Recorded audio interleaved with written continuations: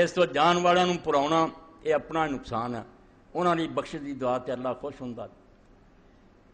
نام نیکو رفتگاں ضائع مکن تاب امان نام نیکت برقرار۔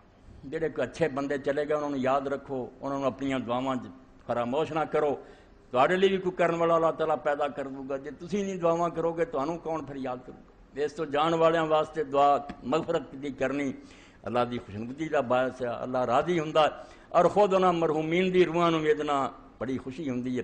امام بخاری رحمۃ اللہ علیہ اپنی کتاب الادب المفرد لکھ دے کہ جدو لوگ فوت ہو جاندے انہوں کوئی جگہ الاٹ ہو جاندی ہے انہاں دے عملاں دے پاروں، پھر درجہ جڑا بلند ہوندا، ترقی ملدی، تو آندا اللہ میں تو جو کچھ کیتا سی وہ مینوں جڑا تھام ملنا سی مل گیا، اے ہن کیوں درجہ بلند ہے؟ فرمایا باستغفار ولد لکا تیری اولاد بخشی دی دعا منگ، پچھوں بخشی دی دعا منگ دے تد تینوں ترقی ہو رہی۔